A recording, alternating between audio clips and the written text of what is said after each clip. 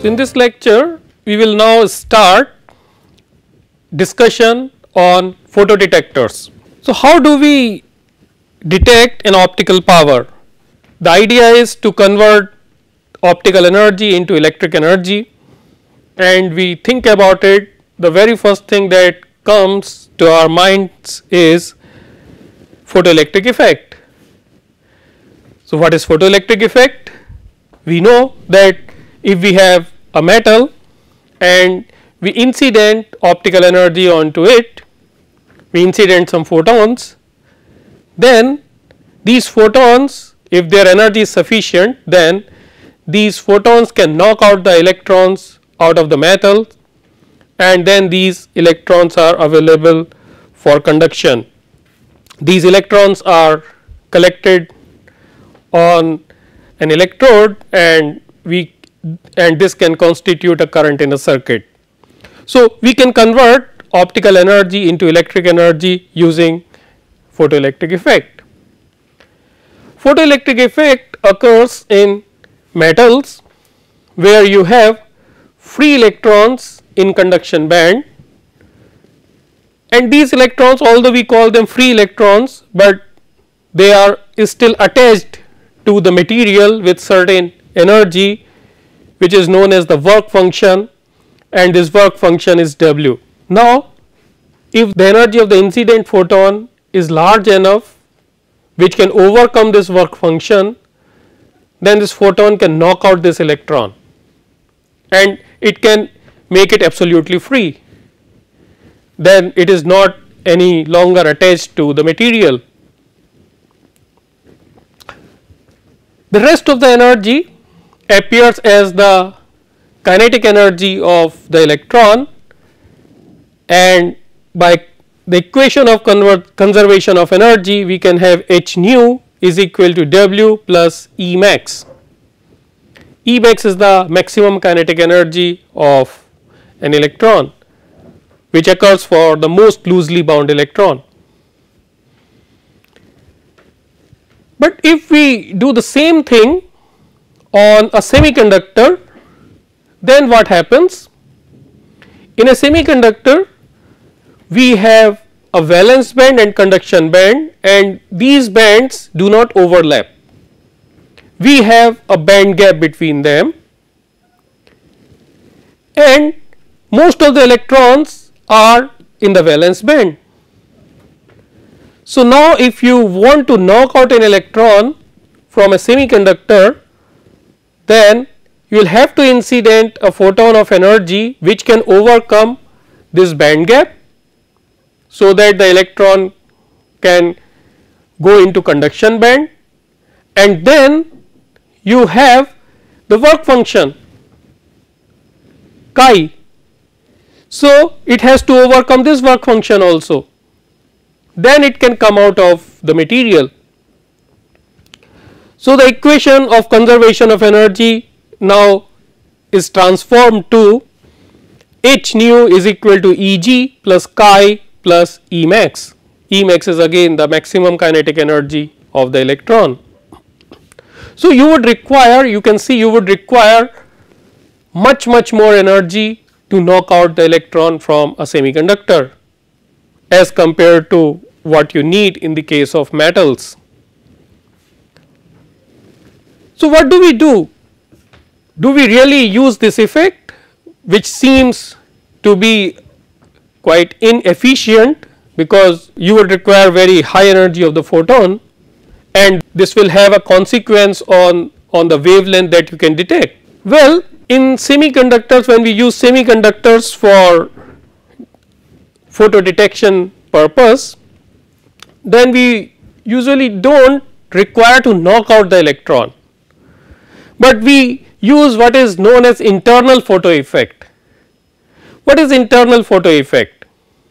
Well, we incident a photon onto the semiconductor material,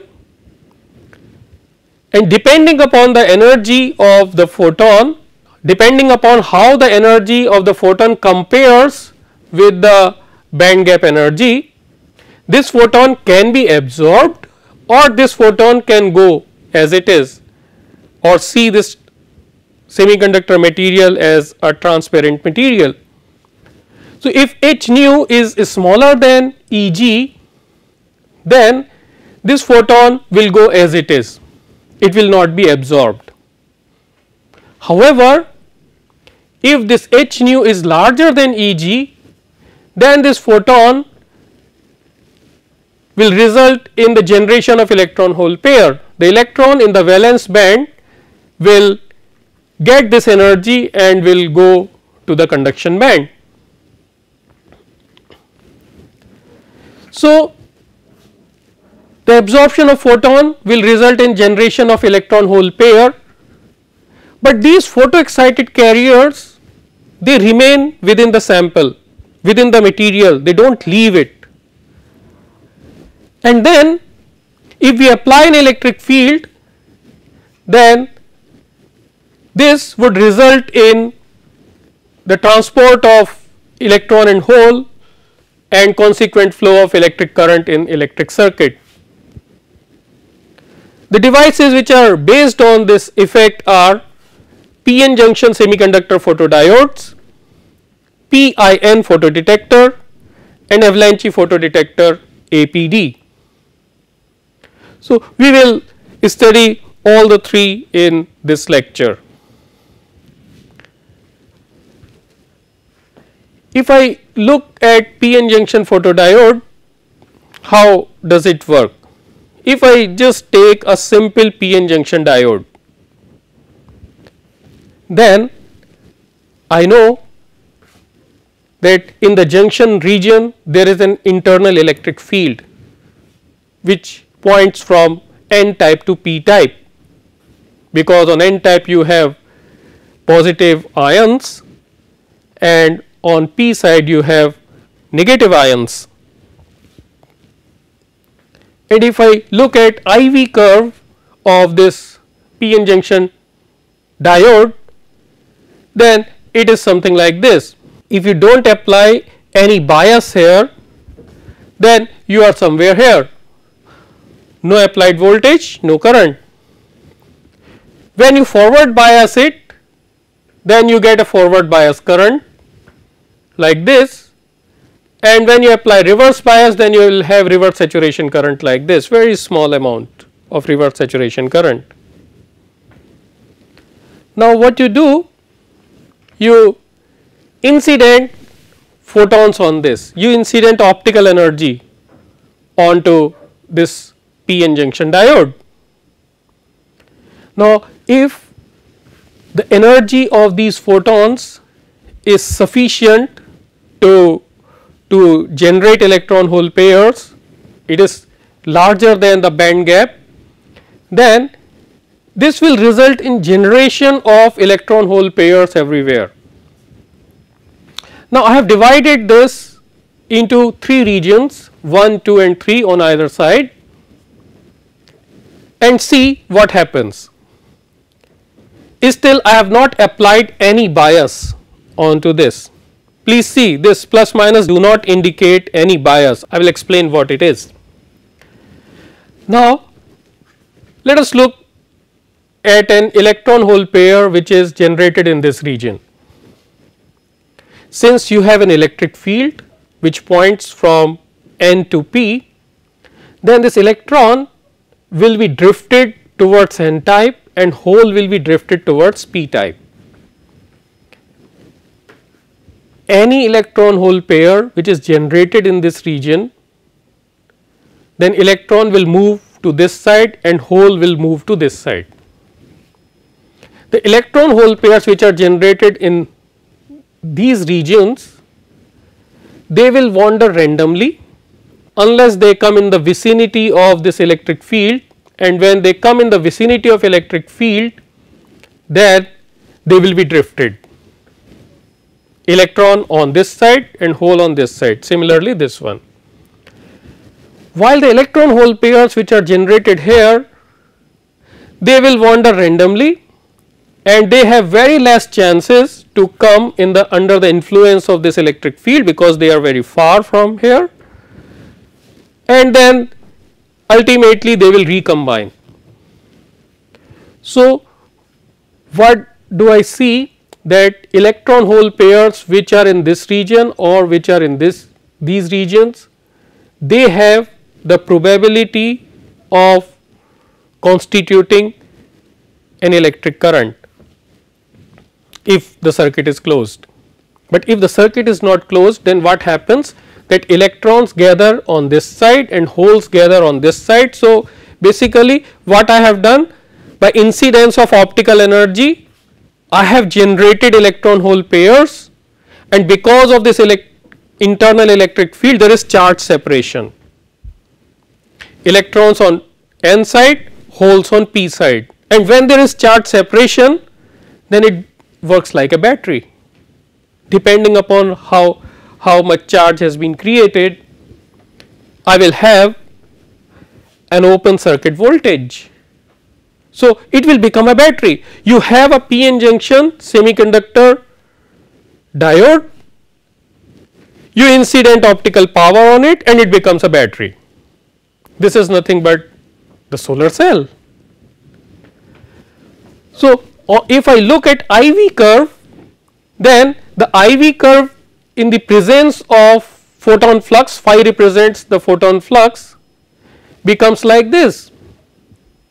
And since I have not applied any voltage here, bias voltage, so V is 0. Okay. So, I have not applied any bias voltage, but because of the charge separation, a voltage occurs, a voltage appears across the terminals, which is VOC, and it is known as open circuit voltage. This is open circuit voltage. Now, what happens if I short circuit it? If I close the circuit, then electrons will start flowing in this direction, hole will start flowing in this direction, and it will constitute a current. But this current would be larger than the reverse saturation current in the absence of any optical energy.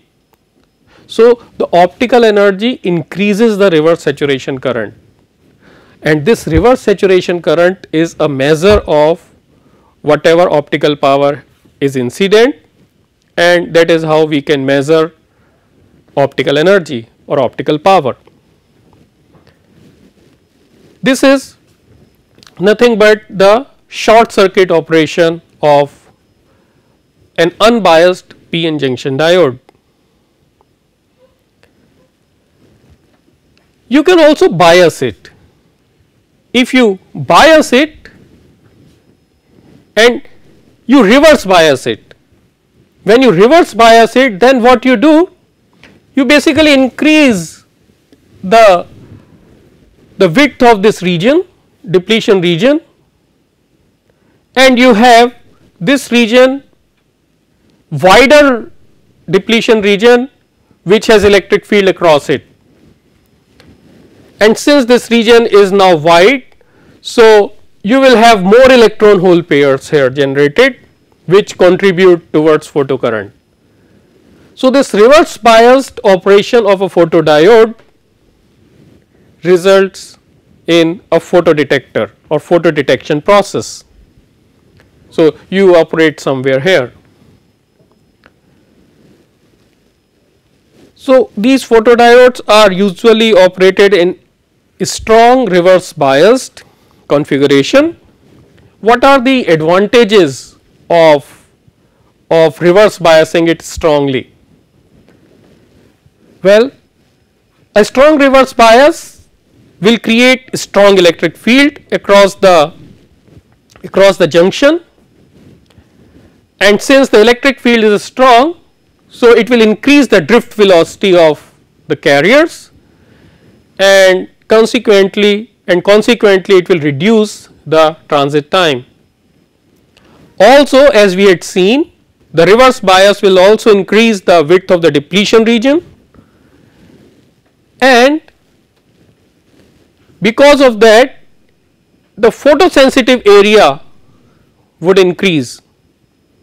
So, depletion region layer width will increase. So, photosensitive area would increase, because it is that region where the generated electron hole pairs will constitute a current.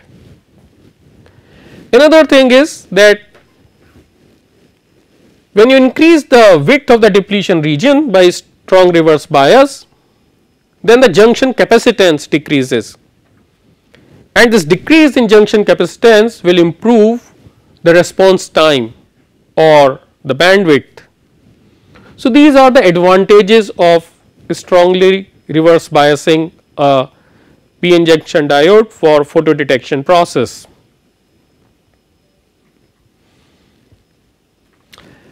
Another important photodiode is PIN or pin photodiode. What has been done here is that you insert an intrinsic region or lightly doped region between p type and n type.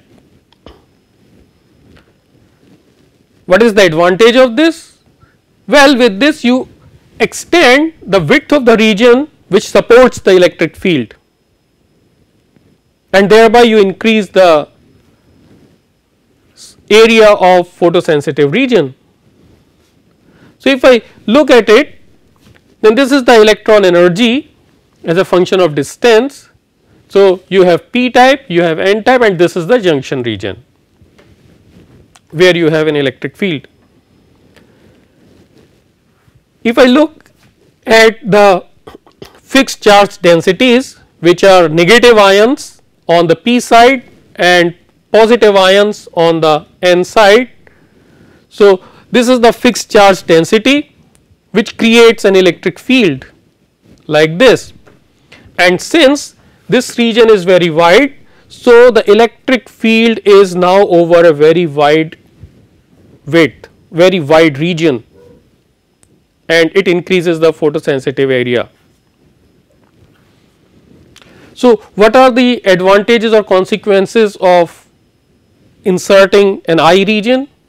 Well, as I had explained in the previous slide, that the area available for capturing light increases, because now this area becomes photosensitive. This is the drift region, because the electric field is over this region, and then this is the diffusion region where the electron hole pairs wander randomly and then they come under the influence of the field here and get drifted later on.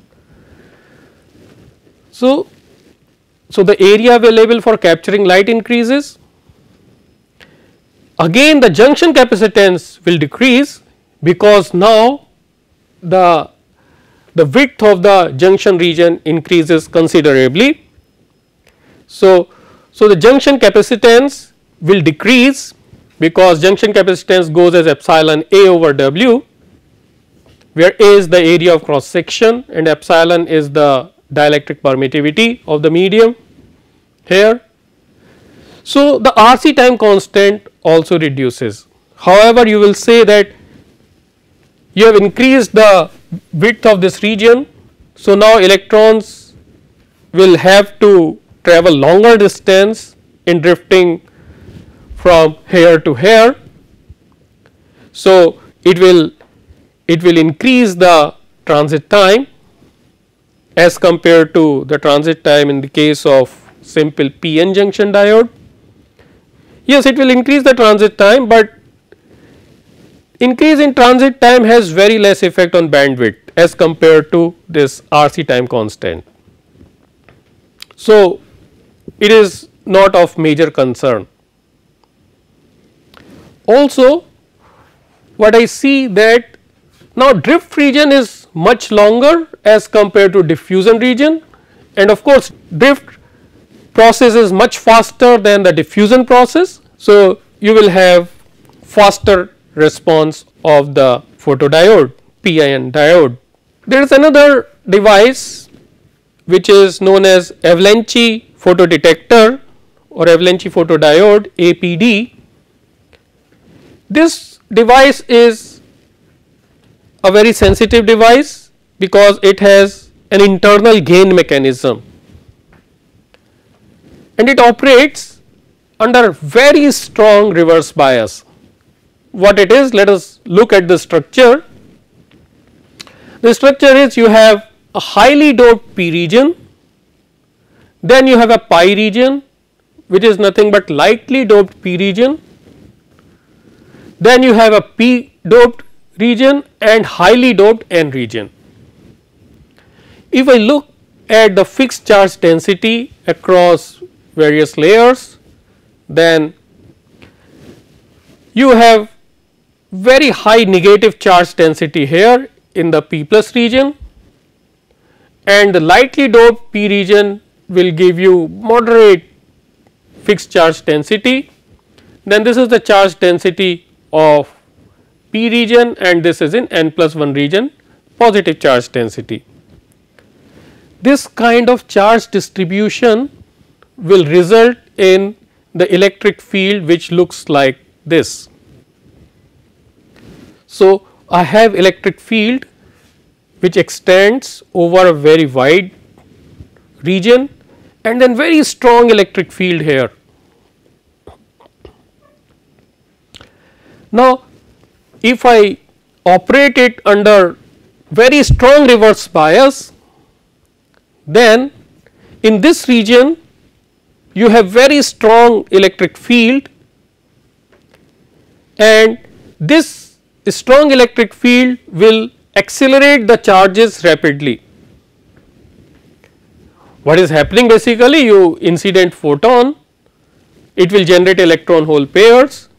So, these electrons, when they come under the influence of such a large electric field, they are accelerated, and since they have very high energy, so these electrons now have impact with the electrons in valence band, and they give a part of the energy to an electron in valence band, and then this electron goes to conduction band. So, another electron hole pair is generated. This electron from the newly generated electron hole pair again is accelerated and knocks out another electron from, sends another electron from valence band to the conduction band. So, another electron hole pair is generated. So, there is avalanche multiplication of carriers, and this gives the internal gain. But to have this avalanche multiplication, what you need is very strong reverse bias. So, you need hundreds of volts of reverse bias for this.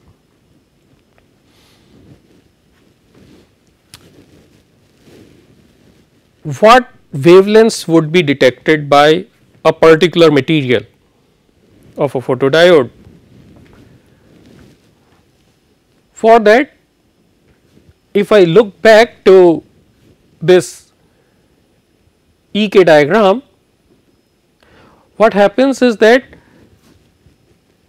only the photons which have energy larger than the band gap energy can create electron hole pairs.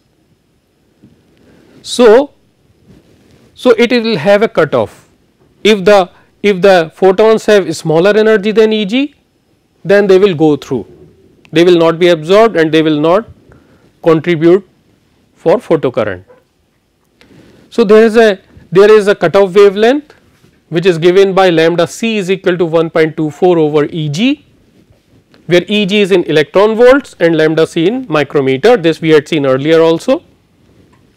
So, for all the wavelengths longer than lambda c, they cannot be detected by the photodetector because their energy would be smaller than band gap energy, while all the wavelengths which are shorter than lambda c, they will have energy larger than Eg and they will lead to generation of electron hole pair and photocurrent.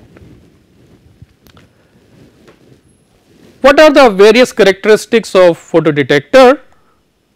Well, one is quantum efficiency, how efficiently I can convert optical energy into electric energy. So, it is a measure of electric power generated per unit incident optical power. So, you have the semiconductor material, you incident photon and you generate photocurrent. Well, so the quantum efficiency is defined as number of generated electron hole pairs that contribute to photocurrent divided by number of photons incident, because each photon will generate one electron hole pair, but not all the electron hole pairs will contribute to photocurrent. Some of them are lost in recombination. So, there is a finite quantum efficiency. Let us work out the expression for it.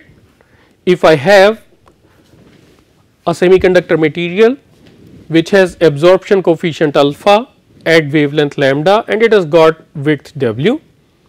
If I incident optical power P naught here and if I do not take into account any Fresnel reflection, then the transmitted power would be P 0 e to the power minus alpha w, if alpha is the absorption coefficient, right.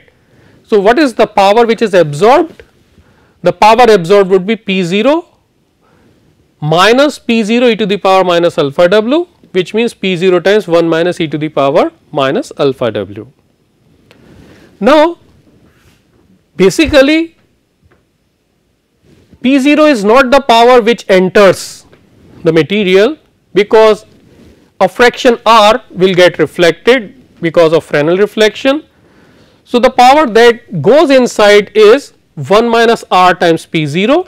So, this would be the power absorbed and this will result in generation of electron hole pair. Okay. So, the number of photons absorbed would be now this divided by h nu, number of photons absorbed per unit time, and each of these photons will generate electron hole pairs, and if only zeta fraction of generated carriers contribute to photocurrent, then the number of carriers that contribute to photocurrent would be zeta times this. Again, this is per second. Now, what is the total number of photons incident? Total optical power incident divided by energy of one photon. So, these are the total number of photons incident per unit time. So, the quantum efficiency would be this divided by this.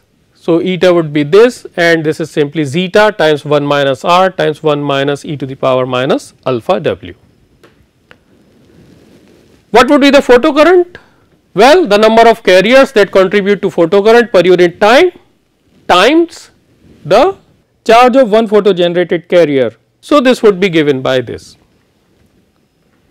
You should note that each generated EH pair contribute to charge E. So, this would be the photocurrent. Okay. Then another important parameter is responsivity. Responsivity is output versus input of a device. Output here is photocurrent and input is incident optical power. So, R would be IP over P 0. So, simply it would be this, and since this is eta, so it can be represented in terms of quantum efficiency as eta E over h nu. In case of APD, you will have a multiplication factor because of internal gain. So, this will become m times eta E over h nu. These are the quantum efficiency and responsivity at various wavelengths. As I can see that not one material can work in the entire wavelength range. So, you have different materials to work in different wavelength ranges and they have different quantum efficiencies also. For example, silicon can work from 400 nanometer to 1100 nanometer, germanium from 800 nanometer to 1800 nanometer, and indium gallium arsenide from 900 to 1700 nanometers. This is the responsivity of silicon. This corresponds to eta is equal to 1, which is ideal photodiode, and this is typical silicon photodiode. Then the speed of response, speed of response and hence the bandwidth, it depends on transit time, how fast the carriers transit across the junction. And transit time is nothing but the width of the junction region divided by the drift velocity. For silicon pin detector, W is typically 20 micron, drift velocity of electron is 10 to the power 5 meters per second. So, the transit time would be 200 picoseconds.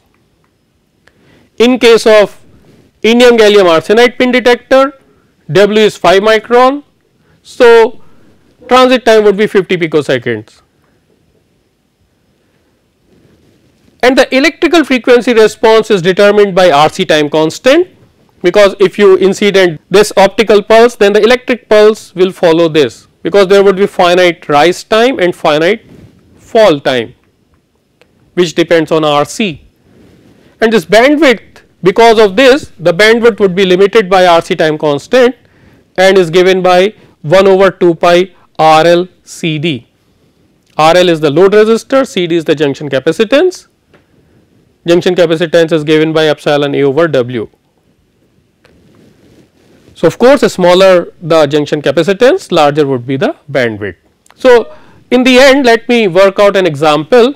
So, if I have silicon pin photodetector with diameter 500 micron, junction width 20 micron and epsilon this much, then CD would be 4 picofarad. If I have a load resistor of 1 kilo ohm, then bandwidth would be about 40 megahertz. In case of indium gallium arsenide pin detector, CD would be around 0.5 to 2 picofarad, typical rise time is 0.06 to 0.5 nanoseconds, and it will give you the bandwidth of about 0.3 to 2.5 gigahertz. So, with this I complete discussion on optical sources and detectors, and in the next lecture I will now consider the system design aspects. Thank you.